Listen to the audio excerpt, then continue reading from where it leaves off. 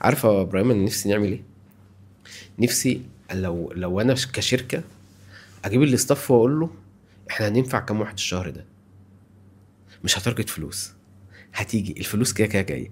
وبرده مش لازم نروح لاقصى اليمين، يعني مش نقعد نركز على النفع على النفع على النفع وننسى الفلوس، لا، هو امه وسطه. بس اللي يجي قبل ايه؟ النفع يجي قبل الفلوس. يعني رقم واحد النفع، رقم اتنين الفلوس. اما تكلم الاستاف بتاعك تقول لهم ايه؟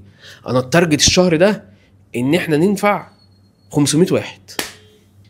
وانت واقف في الفرع حاول تحط في دماغك ازاي ينفع الراجل اللي داخل لي ده.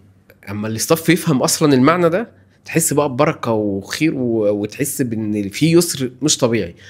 تلاقي التارجت بيتعمل اللي هو المادي بقى ابو فلوس ده لوحده من غير ما انت تتخانق عليه خالص.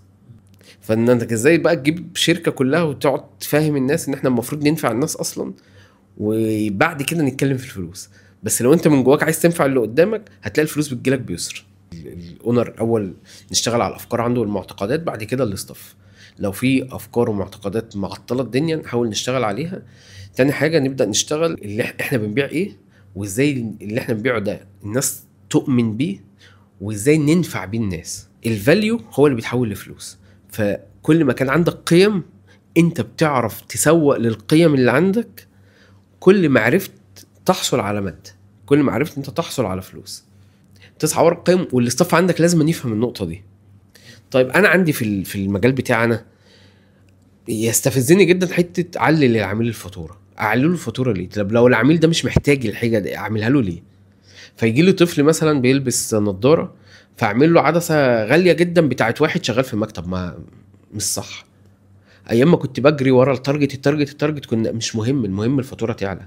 يا باشا لا، الطفل ده محتاج عدسه معينه مثلا عشان بيقعد قدام الشاشه، فاعمل له العدسه دي بس، ما اقعدش احط له اضافات وخلاص. انا ادي له القيمه اللي هو محتاجها، والفلوس كده كده جايه. بص ركز على النفع، بعد كده ركز على الماده، وما ينفعش تنسى جانب. الكلام ده عشان هو ترند قوي اللي هو النفع، ففي ناس بدات تركز على النفع قوي وتنسى الماده. فيقول لك اقسم بالله بعمل لهم كل حاجه ببلاش عشان مركز على النفع. ايوه يا حبيبي انت هتعيش شحات، وكذلك جعلناكم امه ايه وسطا. بس انت بتركز على النفع الاول، بعد كده الفلوس هتيجي، بس تركز على الاثنين. بس مين يجي قبل مين؟ النفع يجي قبل الفلوس. بس يا حاج ابراهيم.